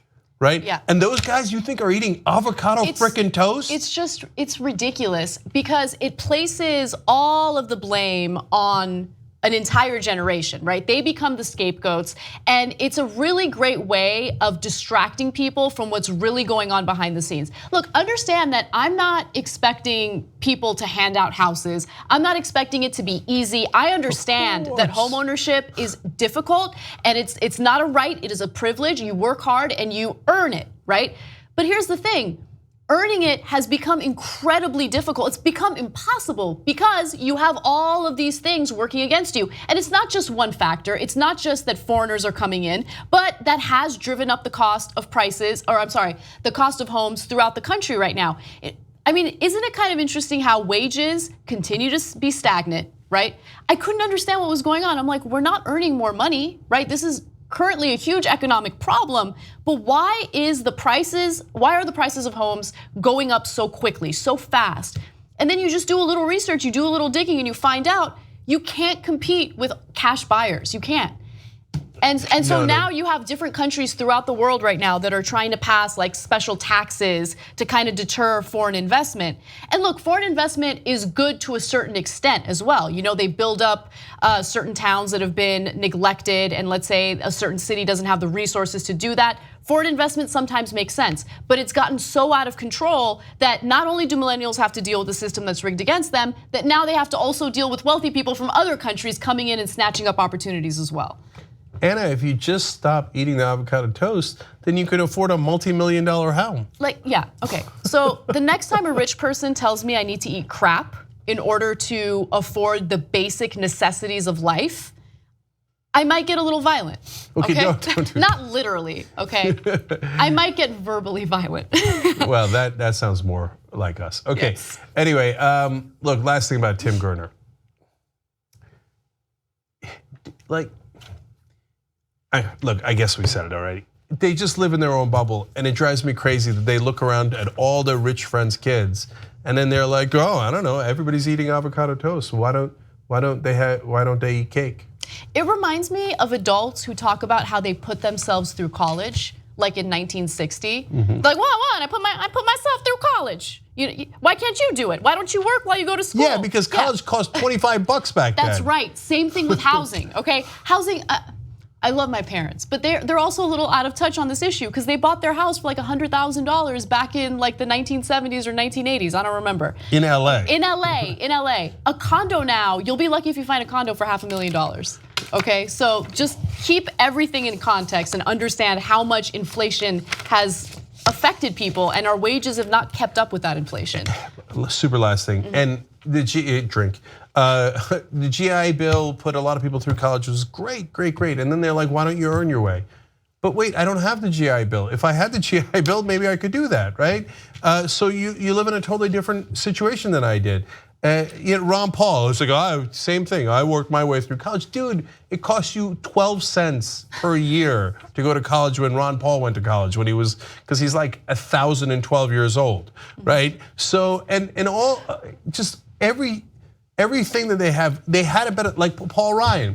Oh yeah, Ayn Rand is awesome, and you should pull yourself up by the bootstraps. How'd you get through college? Oh, I got Social Security because my dad passed away, so the government gave me all the money I needed. Oh, is that right? Why didn't you just fucking pull yourself up by the bootstraps, Paul? Oh, you didn't, right? You fucking milked off the government, and now you want to burn the bridge right behind you. Fuck you, Paul Ryan. Fuck you, Tim Gurner, and all these guys who never ever live out or even consider what it might be outside of their fucking bubble.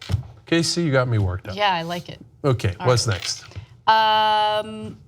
Let's take a break. When we come back, we have a 63-year-old woman spitting some truth to a representative. And then Dave Chappelle apologizes. What did he apologize over? Because he's got some Have you seen his stand up on Bill Cosby? No, not Bill Cosby. Okay, anyways, we'll get to Dave Chappelle too. Nerds rule the world. Nerds rule the world. Nerds rule the world.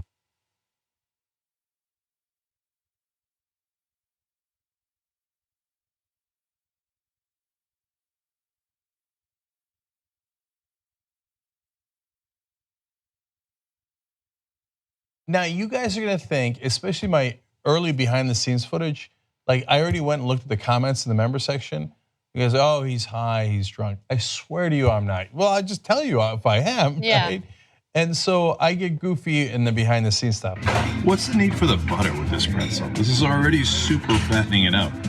You don't need to put butter on this thing. Why'd they make me do it, Bitsy? Why'd they make me do it? I'm just saying that this is known as the rear end guy. There's no way that every person he knows doesn't call him the rear end guy. I want you guys to see if you could see the lightning bugs. Whoa. Light them up. Light them up. Is it true, Ritzy? I will now watch it later. Bitsy, this is my cat. You know what his name is? Kiki Cat. Imagine him, isn't it? Hey, Kiki Cat. Kiki Cat. All right, this is Kiki Cat signing out. Hey, Jen, what's up? Aaron, I forgot my email password. What is it? PASSWORD. We talk about TYT Army being so strong. Usually they help us run our show. Now they're gonna help us run the country. Like this. It's time that we reclaim democracy for the people. We had a huge victory for Wolfpack. When Lincoln said this was a country by, of, and for, he said of the people, not of corporations. Our representatives don't represent us. Whoa, democracy! United, we are! We are too strong! There's thousands of volunteers, and you could be among them. With Wolfpack, the mission is so clear. Money is killing our democracy. 96% of Americans want it. When you get the power back, oh, that feels good. This is just the beginning. Let's go get them, man. Up and at them. Knock, knock. We're coming for them! Wolf-pack.com. Nerds rule the world. Nerds rule the world. Nerds rule the world. Nerds rule the world. Welcome to the nerd life. Welcome to Nerd Alert, everyone. We have an exciting show for you this week. Glad to communicate with all the nerds out there. What's beautiful about geeks is geeks are open to everybody. That's the thing. It's like, so you got your thing, I got my thing. It's like, and if you're not, then you're a bad geek. Why did you choose Battlestar Galactica? Because it's awesome? No kidding. The floor is not lava. Yoshi!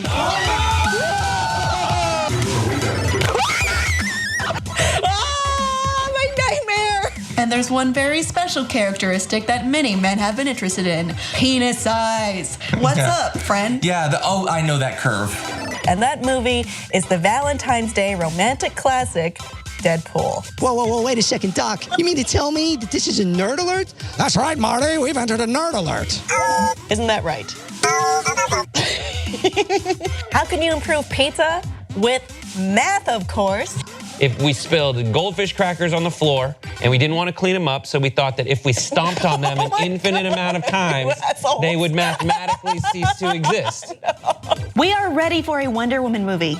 Oh wait, no, let me correct myself. We were ready for a Wonder Woman movie years ago. I'm Joss Whedon, and you're watching Nerd Alert.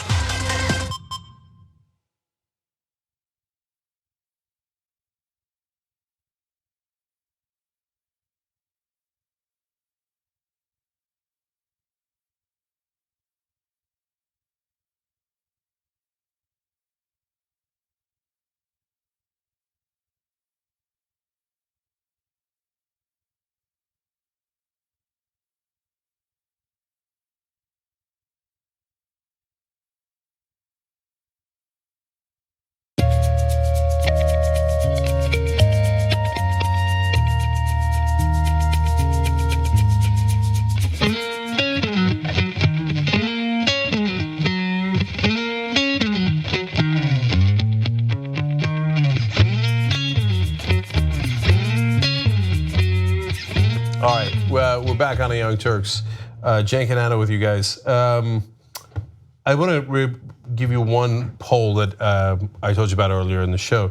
Should Hillary join the resistance or go back into the woods? That's tytnetwork.com/Hillary. So the real results are 22.5% say join the resistance. 77% say go back into the woods. And look, I think the reason why so many people want her to go back to the woods isn't because they don't want people to join the resistance. I don't mean to speak for you, by the way. So if I'm wrong, let me know.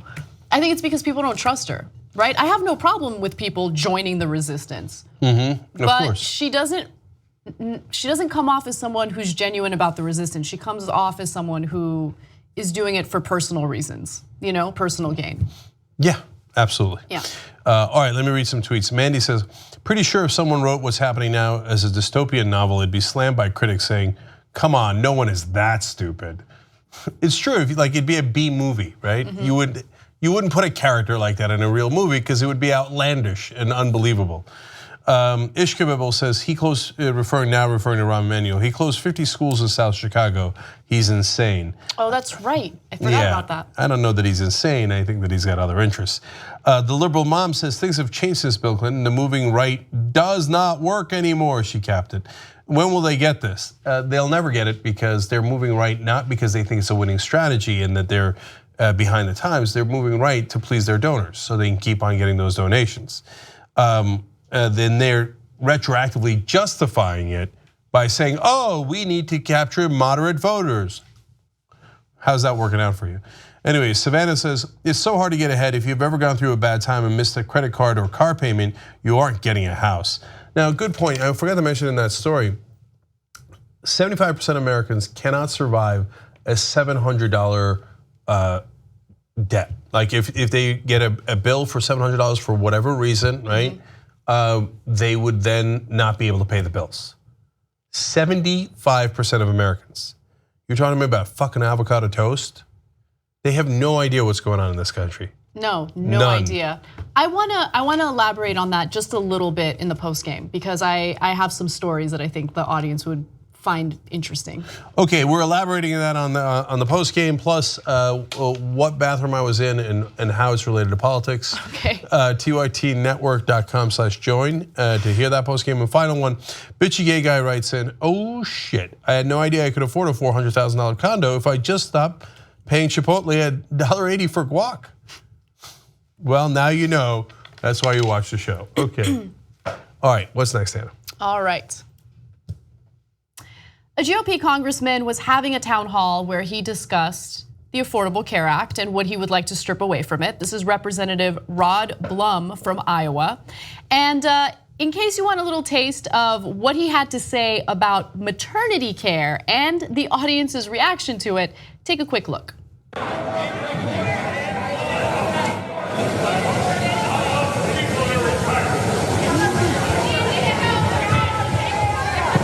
Such as a 62-year-old male having to have pregnancy insurance.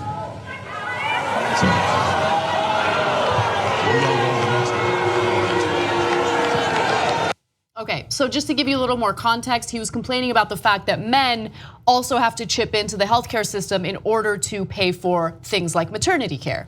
And I love the way the constituents there reacted to it because on the surface, for someone who doesn't understand the nuance of healthcare, yeah, it sounds outrageous. Why would I have to pay for maternity care if I'm a dude? But the healthcare system doesn't just let you pick and choose specific things that you want to pay for yourself. It's paying into a system that makes healthcare a little more affordable for everyone, right? So, well, Republicans are both, indifferent to your problems. Like, if it doesn't affect me, I'm a dude. Your pregnancy is your problem, not my problem. I don't want to pay for it. Right? But wait, we kind of need to do it together to have kids. That's how it works. Yeah. And say, I don't care. Second part of it is that they're not that bright. So that's why Paul Ryan did that press conference where he's like, under Obamacare, the healthy pay for the sick in the insurance system. Yeah, that's how all of insurance works. So if you didn't have the healthy go into the insurance system, then the sick couldn't afford it. You pay throughout your life, and hopefully for a lot of it, you're healthy, and then you get it when you need it. Oh, But they're so stupid they don't understand that. No, what's also amazing is new data indicates that the life expectancy for people living in Kentucky is at an all-time low. Okay, in modern times, obviously, and look. Part of the reason why is because there's an opioid epidemic there as well. There's the factor of an unhealthy lifestyle for some. I don't want to make a generalization, but there are a bunch of factors playing into that. Okay, the healthcare system. Again, I'm a healthy young person living in California, right? Why do I have to pay for people who live an unhealthy lifestyle? It's not fair to me, but that's not the way it works. You don't get to pick and choose. You know what I'm saying? Anyway. It's totally unfair that I have to pay for cancer patients. Yeah. I don't have cancer. Why am I paying for these cancer patients when I don't have cancer yet? That's not how insurance works. Okay. So there is an upside to this story, and the upside is a woman who goes by the name Barbara Rank, and she wrote a letter to her local paper in response to this, right? So here's what the 63-year-old had to say about it. Let's go to graphic 12. Why should I pay for a bridge I don't cross, or sidewalk I don't walk on, a library book I don't read? Why should I pay for a flower I won't smell, a park I don't visit, or art I can't appreciate? Why should I pay the salaries of politicians I didn't vote for, a tax cut that doesn't affect me, or a loophole that I can't take advantage of? And so that got a lot of positive reaction. And I think she makes such a good point, right? That's the way the system works. There are so many things that we pay for that we don't benefit from, right? But the reason why we pay for it and our tax money goes toward it is because we're supposed to live in a civil society. We're supposed to take care of one another. I know it's like a weird thought because everything is so individualistic right now, but we're supposed to be a community. That's what patriotism is supposed to be about. And it's not just to help others. You can't build certain things unless you work together, unless you pool your money together. So in order for you to have a sidewalk in front of your house, you also have to help pay for sidewalks all across the city. And you're not gonna use 98% of those sidewalks. That doesn't mean, no, we'll only build a sidewalk in front of my house and damn all your houses. That's not how it works. We have to build roads so we can all travel on the roads, and bridges and schools and hospitals, etc. But the Republicans go, no, no, no, I just want mine.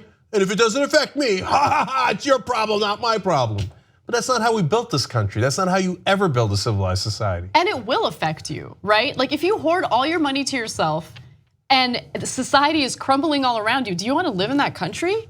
You want to live in a country where roads are crumbling, where bridges are falling apart? I mean, we're kind of already living in that country, unfortunately. But if things got even worse, would they enjoy that? I mean, you can only build so many moats around your estate. You know, at some point, you're gonna be living in a terrible condition just because you wanna hoard all your resources for yourself. And by the way, I mean, same thing with education. Property taxes go toward funding public education locally, right?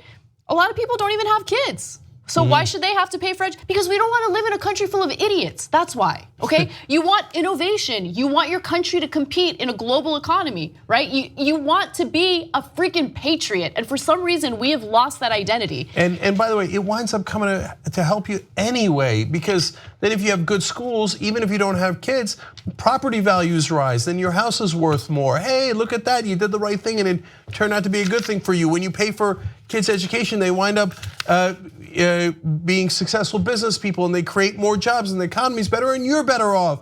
That's why we work together. If you want a libertarian paradise, I got one for you. Go to Somalia. They have almost no laws there. How's that working out? All right, moving on to some other news. Right after Donald Trump got elected, Dave Chappelle was on Saturday Night Live and he made the case that maybe it makes more sense to give our new president a shot before being super judgmental. However, recently Dave Chappelle has completely apologized and taken back those statements. Now, to give you the exact statement he said previously, he said, I'm wishing Donald Trump luck and I'm going to give him a chance. And we, the historically disenfranchised, demand that he give us one too. So that was his initial statement. Fast forward to today, and he says, I was the first guy on TV to say, give Trump a chance. I effed up, sorry. So it's a funny thing to apologize for giving someone a fair chance, right? But I think he should apologize, and I'll tell you why. Look, that sounds funny, but it's not like Donald Trump came in with a blank slate. So if you say, hey, we don't know this guy at all, give him a shot. I agree with you. Of course, if I don't know him at all, why wouldn't I give him a shot? Especially as a progressive, of course I'd give him a shot, right? But we knew who Donald Trump was. It's not like he's going to change magically overnight. And it's not like he was trying to hide who he really was. He was one of the most transparent candidates imaginable. Just completely shared how hateful he was, and people liked it. Yeah. So now people will still criticize Dave Chappelle, saying, "Oh my God, we're only a little past 100 days in his administration, and you're already making a decision on him." What more evidence do you need? During the campaign, he bragged about sexually assaulting women and getting away with it. He, proved throughout his whole life of his complete incompetence in business and otherwise, 6 bankruptcies, etc. He would say about how he doesn't care about other people, and that in business, caring about other people is a disadvantage. You don't want to do that. He would scam people out of money like he did with Trump University, and the list goes on and on. So when he came in, we knew who Donald Trump was. Giving him a chance doesn't really mean anything, right? Right. Look, and the reality is we covered every single part of the election. So we were very aware of what he said in every debate, both during the primaries and during the general. And so it's fine if someone isn't engaged in politics as much and missed all those things. But what I give Chappelle credit for is that he was willing to change his opinion, right? He was willing to revisit this issue and realize, yeah, you know what? Gave him a shot. He's terrible. I apologize. Yeah. And so you got to give him credit for that, because a lot of people, especially Trump supporters, don't want to be proven wrong. And so even if Trump kicks them in the face, they'll go ahead and say, no, love him. Definitely in the approval rating component of the polls, and it's insane. Yeah, well, I'm missing teeth because he kicked me in the face, but I've got a lot more ventilation now in my mouth. So thank you, Trump. So look, Chappelle, don't get anybody wrong, was never a Trump supporter. He was saying, hey, look, give us a shot in a disenfranchised population, and we'll give you a shot. And then a couple of months in, it's super obvious that Trump is not doing that. So he's saying, nah, it was a waste of our time to think that he would ever change. And he's right about that. Yep. All right, real quick, one more story before we call it a day. We called it. Bill O'Reilly will be joining forces with Glenn Beck on The Blaze. They will be teaming up to do weekly discussions together. In fact, Bill O'Reilly said, we're going to do that every Friday until Beck gets tired of me. And it's a good outlet for me too, discuss things back and forth with Beck, who's a good friend. We don't agree on everything, but it's very lively. It's such a great Christian thing to do, to hire someone like Bill O'Reilly.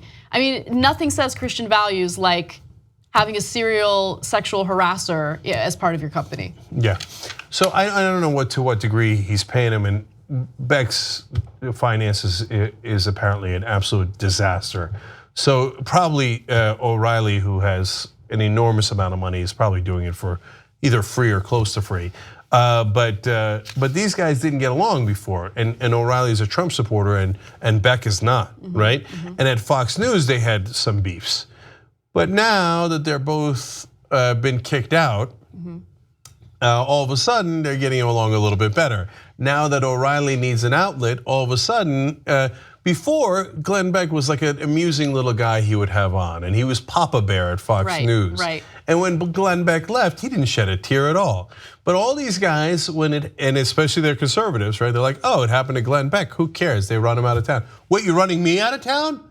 Oh my God, it turns out Fox News runs people out of town. Hey, Glenn, I'm sorry, man. I'm trying this podcast thing, but like 13.5 people are listening. It's a total disaster. Can I come on your show?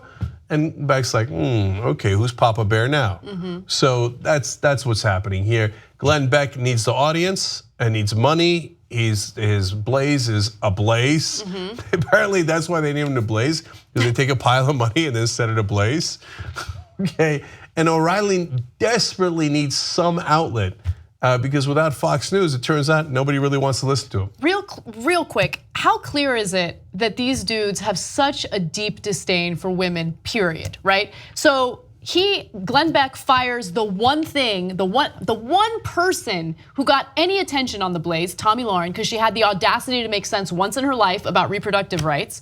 And then he fires her and then decides to work with Bill O'Reilly, who was pushed out of Fox News because he was sexually harassing too many women. It's insane. It probably never occurs to him that that's not the Christian thing to do. Okay, we're out of time, guys. Thank you so much for joining us. We'll see you in the postgame if you're a member, tytnetwork.com/join. Thank you for joining us. Bye-bye.